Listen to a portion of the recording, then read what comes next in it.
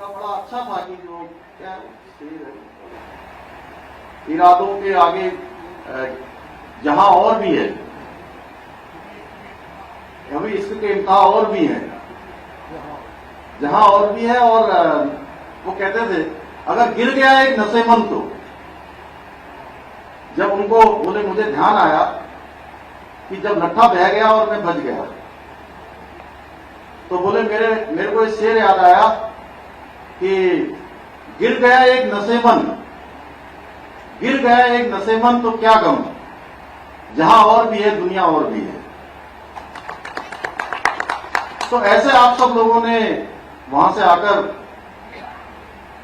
मैं कहूंगा विशेषकर से अगर मैं उत्तराखंड की बात करूं, तो इस तराई को रचाने में, इस तराई को बसाने में बहुत बड़ा योगदान इस कम्युनिटी का है।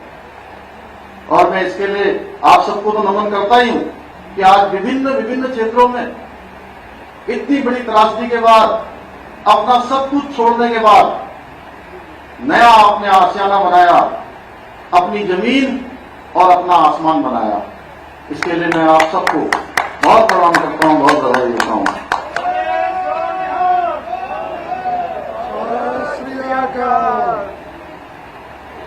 उस वेदना के साक्षी रहे सभी बुजुर्गों और उनके संघर्ष के ऋणी हैं, हम सब उनके ऋणी हैं। आज हमारे द्वारा दिया जा रहा है सम्मान, ये कोई सम्मान नहीं है आप सबका, ये तो हम आपको सम्मानित करके स्वयं सम्मानित हो गए। हमको आपने सम्मानित होने का अवसर प्रदान किया है। जो कुछ भी उस समय घटित हुआ उसको कभी नहीं भूला जा सकता है, ना उसकी भरपाई की जा सकती है। भाइयों बहनों, देश के अंदर पिछले 8 सालों में प्रधानमंत्री मोदी जी के कालखंड में लगातार देश के अंदर वह काम हुए हैं जिसकी लोग कल्पना भी नहीं करते थे। विभाजन, विभीषिका की कोई कल्पना भी नहीं करता था। जो इस सदी का सबसे बड़ा नरसंहार था, उस नरसंहार का भी किसी ने स्मरण करवाया, तो उसका नाम है हमारे देश के यशस्वी प्रधानमंत्री मोदी जी। और आज हम उत्तराखंड में कार्यक्रम कर रहे हैं, यहां उधम सिंह नगर रुद्रपुर में कार्यक्रम कर रहे हैं। ऐसे कार्यक्रम आज देश भर में हो रहे हैं। जहां हरियाणा में कुरुक्षेत्र में कार्यक्रम हो रहा है, अनेक अनेक राज्यों में, दिल्ली में कार्यक्रम हो रहे हैं, अनेकों राज्यों में और देश में कार्यक्रम हो रहे हैं, क्योंकि इनके पीछे प्रधानमंत्री जी की सोच है कि उन सब आत्माओं को याद करने का। भाइयों बहनों, जहां आज हम आजादी का अमृत महोत्सव मना रहे हैं और इसके ठीक बाद हम अमृत काल में प्रवेश करने वाले हैं। हमारा अमृत काल शुरू होने वाला है, जो 15 अगस्त 2047 तक चलेगा। अगले 25 सालों का अमृत काल, और इन 25 सालों में भारत दुनिया का सिरमौर बनेगा। आज अगर भारत की पहचान हो रही है एक समृद्ध भारत के रूप में, एक समर्थ भारत के रूप में, एक शक्तिशाली भारत के रूप में, उस भारत को गढ़ने का काम मोदी जी कर रहे हैं। 2014 से पहले का अगर हम कालखंड याद करें तो देश के अंदर कोई योग दिवस भी नहीं मनाता था, कोई धर्म संस्कृति की बात नहीं करता था, कोई अध्यात्म की बात नहीं करता था। आज धर्म की भी बात हो रही है, आज अध्यात्म की भी बात हो रही है, आज संस्कृति की भी बात हो रही है। एक नया भारत गढ़ने का काम हो रहा है और 25 सालों में हमारा भारत एक ऐसा भारत बनेगा जो सारी दुनिया को दिशा देने का काम करेगा, सारी दुनिया का नेतृत्व करने का काम करेगा। उसमें आप सब बड़े बुजुर्गों का सबका आशीर्वाद चाहिए। भाइयों बहनों, देश के अंदर जहां मोदी जी बहुत तेजी से काम कर रहे हैं, वहीं हमारे उत्तराखंड को भी हम लोग उनके मार्गदर्शन और उनके निर्देशन में आगे बढ़ाने का काम आगे बढ़ाया हुआ है। हमने भी संकल्प लिया है कि उत्तराखंड राज्य की स्थापना का, जैसे हम आज आजादी का 75वां वर्ष मना रहे हैं, उसी प्रकार से हम उत्तराखंड की स्थापना का जब 25वां वर्ष मनाएंगे, रजत जयंती वर्ष मनाएंगे, उस रजत जयंती वर्ष को मनाते समय हम हिंदुस्तान के हर क्षेत्र में श्रेष्ठ राज्यों में से हमारी गिनती हो। हमारे बड़े बुजुर्गों के आशीर्वाद से हमने ये संकल्प लिया है कि हम हिंदुस्तान के श्रेष्ठ राज्य के रूप में जाने जाएं, श्रेष्ठ राज्य के रूप में माने जाएं। उसके लिए तमाम प्रकार के जो काम है, सरलीकरण, समाधान और निस्तारण, चाहे आज उद्योगों के क्षेत्र में हो, चाहे वो उद्यान के क्षेत्र में हो, चाहे वो कृषि के क्षेत्र में हो, चाहे ऊर्जा का क्षेत्र हो, अनेकों क्षेत्रों में हम काम कर रहे हैं। मैं आप सबको बताना चाहता हूं कि देखिए, माननीय प्रधानमंत्री मोदी जी ने हमको इसी जिले में, इसी उधम सिंह नगर जिले में, यहीं पर किच्छा में हमको एम्स दे दिया है और हमारी सरकार ने 100 एकड़ जमीन एम्स के लिए निःशुल्क रूप से हस्तांतरित कर दी है। स्वास्थ्य विभाग, भारत सरकार को हमने जो है, स्वास्थ्य मंत्रालय को उस जमीन को हमने सुपुर्द कर दिया है। जहां अभी आर्मी अजय भट्ट जी अमृतसर तक की ट्रेन के लिए संसद में बात उठा चुके हैं। हम लोग कोशिश करेंगे कि जल्दी से जल्दी यहां से अमृतसर के लिए ट्रेन चलेगी। ये एक बहुत बड़ा लंबे समय से इश्यू है। इसके साथ साथ रुद्रपुर में बाईपास पूरी तरह से हमारा स्वीकृत हो गया है।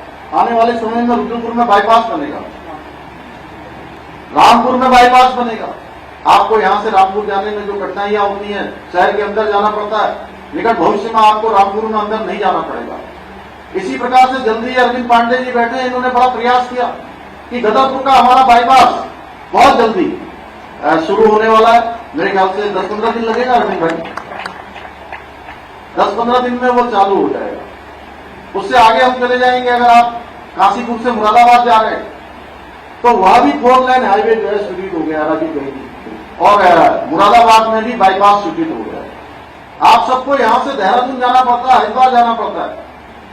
अब आपको जितना समय यहां से लगता था उससे 45 मिनट से लेकर 1 घंटे तक का समय कम लगेगा, क्योंकि अभी तक आप जाते थे यहां से तो आप काशीपुर जाते थे, काशीपुर से जसपुर जाते थे, जसपुर से आप धामपुर जाते थे, धामपुर से नगीना और फिर कोतवाली होकर नजीबाबाद पहुंचते थे।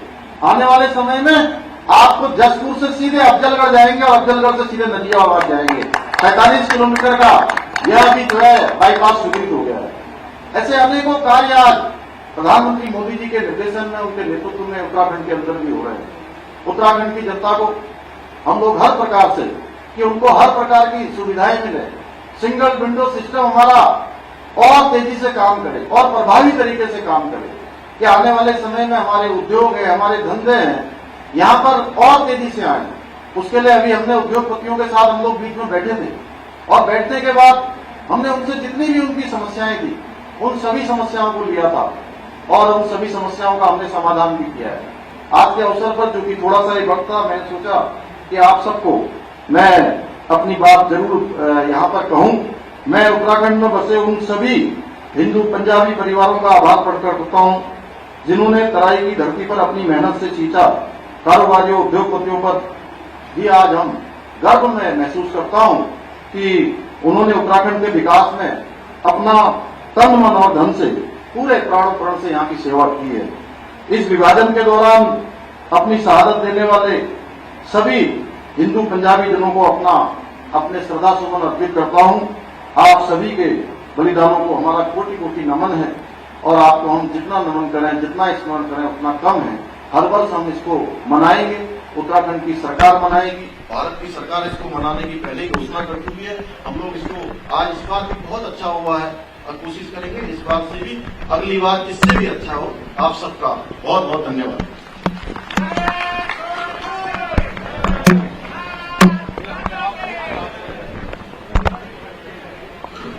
बोले सोमयाल। अभी सब लोग अपने स्थान पर बैठे रहे। राष्ट्र तस्वीरें हम आपको दिखा रहे थे रुद्रपुर से, जहां पर आज रुद्रपुर पहुंचे पुष्कर सिंह धामी। इसी के साथ साथ उन्होंने महासभा को संबोधित भी किया। देवभूमि में अब बात करते हैं हम रुड़की की, जहां बीजेपी की बाइक तिरंगा रैली की शुरुआत हुई है। हरिद्वार सांसद रमेश पोखरियाल निशंक ने ये शुरुआत की है। राज्यसभा सांसद कल्पना सैनी भी तिरंगा रैली में शामिल हुई हैं। हजारों की संख्या में कार्यकर्ता निकाल रहे हैं बाइक तिरंगा रैली। महाराणा प्रताप चौक पर तिरंगा रैली का समापन किया जाना है, तो कार्यकर्ताओं में तिरंगा रैली को लेकर खासा उत्साह देखने को मिला। फूल मालाओं से तिरंगा का स्वागत किया गया है। देखिए तस्वीर भी आपके सामने है रुड़की की, जहां बीजेपी की बाइक रैली निकली। हरिद्वार से सांसद रमेश पोखरियाल निशंक ने शिरकत की है। राज्यसभा सांसद कल्पना सैनी भी यहां पर तिरंगा रैली में शामिल हुई हैं।